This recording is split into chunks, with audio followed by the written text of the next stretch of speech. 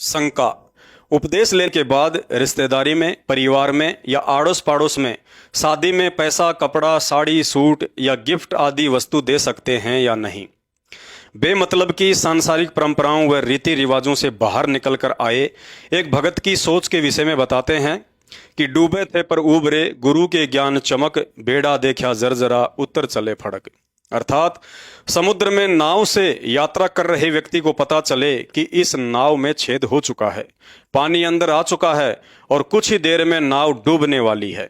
इतने में यदि कोई दूसरी नौका पास में आ जाए तो वह व्यक्ति डूबने वाली नाव से तुरंत छलांग मारकर दूसरी नाव में चढ़ जाता है और अपने प्राण बचाता है।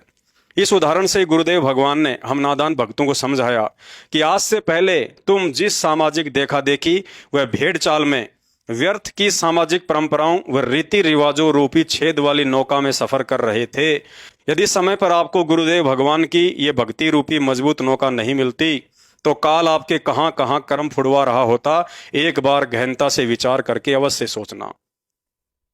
अब यदि तुम पुनः स्वयं की नादानी व मूर्खता के चलते वापस उसी सांसारिक परंपराओं व रीति रिवाजों से युक्त शादी, विवाह, भात छुच्चक, सूतक पातक, जन्मदिन व दुनिया भर की छोटी मोटी पार्टियों रूपी छेद वाली नौका में चढ़ना चाहते हो तो यह आपकी अपनी मर्जी होगी। फिर मर्यादा टूटने के चलते भविष्य में महाकष्ट भी उठाने होंगे।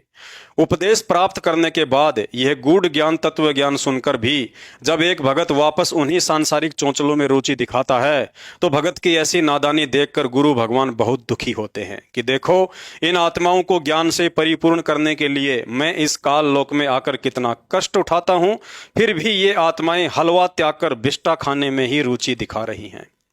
कहते हैं जिन बातों से गुरु दुख पावे उन बातों को दूर भगावे। अर्थात तत्व ज्ञान लेने के बाद गुरु वचन तोड़कर भक्ति विरुद्ध कर्म करने वाली आत्माएं गुरु को दुखी करके असंख्य जन्मों तक मोक्ष से वंचित रह जाती हैं।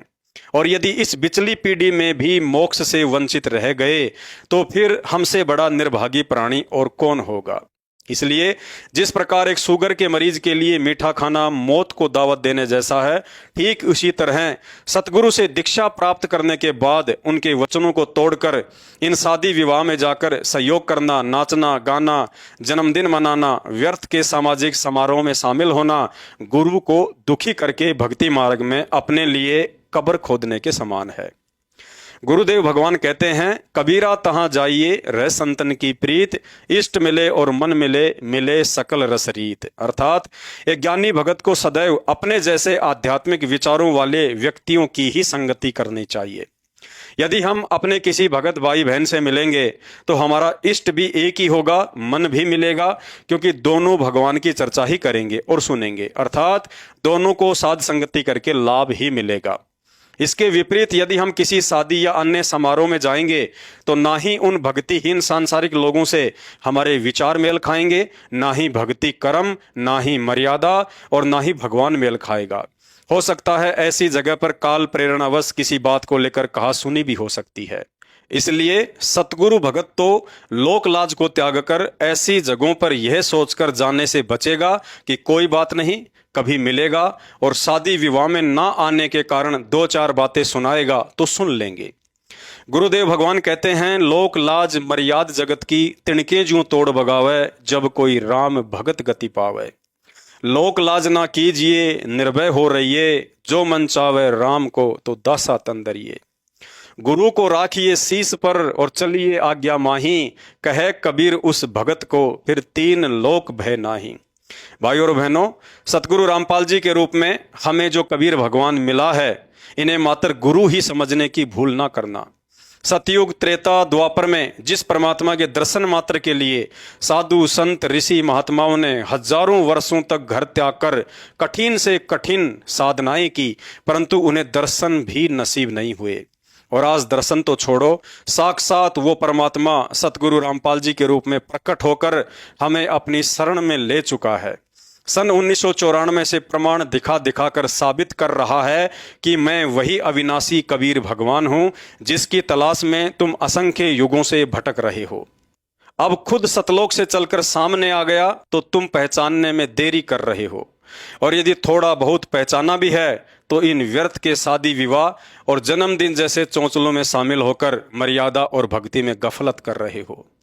जिस सतलोक के लिए भगत मंसूर अली ने समाज से संघर्ष करते हुए शरीर का अंग अंग कुर्बान कर दिया, जिस सतलोक के लिए नरसिंह भगत ने अमीरी को ठोकर मार दी, जिस सतलोक के लिए मीराबाई ने समाज से संघर्ष करते हुए झूठी इज्जत और राजशाही ठाट बाट को भी ठोकर मार दी कि चाहे गुंडी कहो या भुंडी, मेरी सूरत राम में लागी। तो भाई और बहनों, विचार करो, ऐसे अमरलोक सतलोक में ले जाने के लिए आज स्वयं वह सतलोक का राजा दुनिया की ओछी मंदी गालियां और दो दो बार की जेल किसके लिए काट रहा है। और फिर भी हम नादान प्राणी आंखों को ना खोलकर काल की गोद में बैठकर उन्हीं सब भक्ति विरुद्ध कार्यक्रमों, शादी विवाह आदि में जाकर आनंद मना रहे हैं। राम मंदिर अयोध्या में भंडारे लगाकर पाखंड पूजा को बढ़ावा दे रहे हैं, गंदी राजनीति का संगत से समर्थन करवा रहे हैं, आरक्षण की बिरानी आग में जला रहे हैं, गैंगस्टरों की सीबीआई जांच का समर्थन कर रहे हैं, दुनिया के लिए खेल स्टेडियम बनवा रहे हैं, ट्रस्ट चलाने के लिए रक्तदान के नाम पर बेचारी भोली संगत के खून का व्यापार करवा रहे हैं।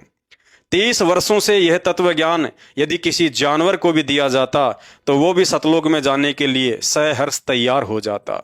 लेकिन सतगुरु के भगत होकर हमारी आज भी नींद नहीं टूट रही है। भाई और बहनों, यदि आज इन शादी विवाह में ना जाने से कोई रिश्तेदार नाराज हो भी जाता है तो हो जाने दो, साल 6 महीने में वो रिश्तेदार फिर खुश हो जाएगा। यदि नहीं हुआ तो भी कोई फर्क नहीं पड़ने वाला। लेकिन इन शादी विवाह में जाने के चक्कर में यदि सतगुरु नाराज हो गया तो ध्यान रखना, उन्हें मनाने में असंख्य जन्म और हजारों युग बीत जाएंगे। इसलिए बार बार गुरुदेव भगवान कहते हैं, यो सौदा फिर नाही रे संतो, यो सौदा फिर नाही, लोहे जैसा ताव जात है काया ले सराही। मीराबाई यदि आप और हमारी तरह लोक लाज में आकर ऐसा सोचती कि रिश्तेदार क्या कहेंगे, शादी में तो जाना ही पड़ता है, शादी कोई बार बार थोड़े ना होती है, तो गुरुदेव भगवान ने बताया आज वही मीराबाई कहीं कुतिया बनकर एक रोटी के टुकड़े के लिए घर घर घूम रही होती। भगत प्रहलाद, भगत मंसूर, भगत धन्नाजी आदि महापुरुष यदि समाज की इन व्यर्थ की परंपराओं व लोक लाज में आकर संघर्ष करने के बजाय घुटने टेक देते तो आज हर व्यक्ति की जुबान पर उनका नाम नहीं होता। आज भगवान हमारे से ना ही तो मंसूर भगत की तरह शरीर के अंग अंग कटवाकर वैसी कुर्बानी ले रहा है, ना ही भगत नरसिंह दास और भगत इब्राहिम सुल्तान की तरह संपत्ति व राजपाट की कुर्बानी ले रहा है, और ना ही भगत सम्मन की तरह बेटे के शीश की कुर्बानी ले रहा है। असली कुर्बानी तो हम नीचों के लिए गुंडा और भुंडा कहलवाकर 2-2 बार की जेल काटकर वह दयालु भगवान स्वयं ही दे रहा है। हमसे तो मात्र हमारे ही आत्म कल्याण के लिए शादी विवाह, जन्मदिन, भात छूचक, गंदी राजनीति, खेल कूद, आन उपासना आदि इन सामाजिक बुराइयों व कुप्रथाओं में सहयोग ना करके एक सच्चा भगत बनने की छोटी सी कुर्बानी मांग रहा है। और वह कुर्बानी देने से भी यदि हम टाल मटोल कर रहे हैं तो भला सतलोक क्या खाक जाएंगे। भाई और बहनों, आज से पहले महापुरुषों ने ऐसे ही आसानी से सतलोक प्राप्त नहीं किया था। उनकी कुर्बानी और बलिदान की कथा सुनाते सुनाते स्वयं सतगुरु रामपाल जी भगवान भी सत्संगों में आंसू बहाने लगते हैं। कहते हैं, जलाऊं भी, तपाऊं भी और चिमटे से खाल उतारूं, फिर भी जो ले नाम हमारा उसको पार उतारूं।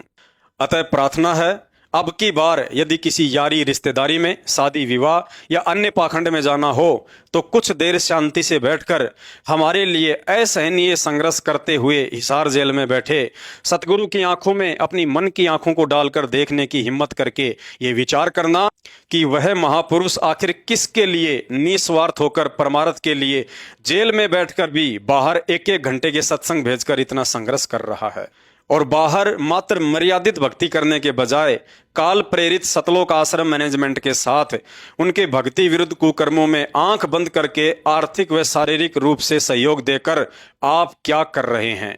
खुद के साथ धोखा या गुरु के साथ छल कपट। तो शंका समाधान में आज केवल इतना ही। शंका समाधान के और अधिक वीडियो देखने के लिए हमारे Facebook page Pawan Das is live, Manav Dharmi Pawan दास को फॉलो करें। वीडियो अच्छा लगे तो शेयर करें।